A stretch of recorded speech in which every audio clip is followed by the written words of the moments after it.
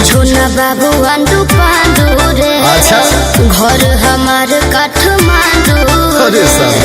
बुझो ना बाबू अंडू पांडू रे। बाप रे बाप। घर हमार काठमांडू रे। ऐसा ना चमके सब के हो उठ जाए। अरे उठाए वाली मशीन हम गाड़ी। अरे छोटिया कमरिया टूट जाए रे, छोटिया कमरिया टूट जाए।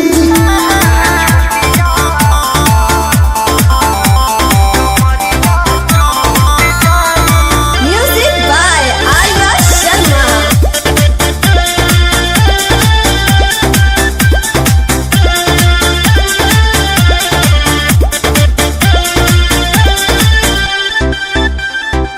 मारिले जब जब झटका तो लोगवा हो हरेला हो। हाँ हमरे बदनिया पर सबके नजरिया ठहरेला हो।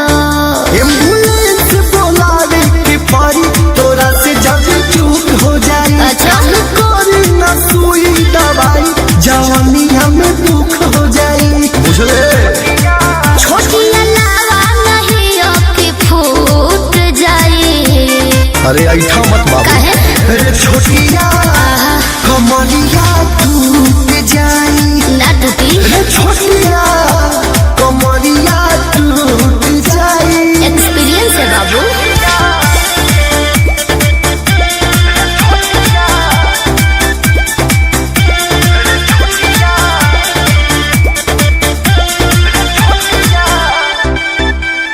बैठल बाड़ा देखे खातिर नाच तो चुपचाप देखत रह।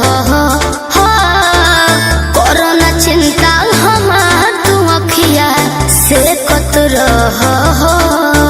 हमरा गौवा में नाच खाती आइलू, खबर रख पल पल के समझाव तनी बात तनी मानो।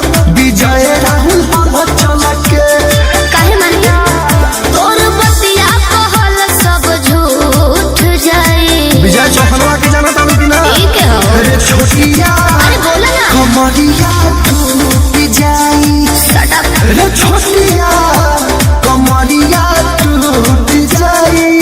ए छोटी का हो।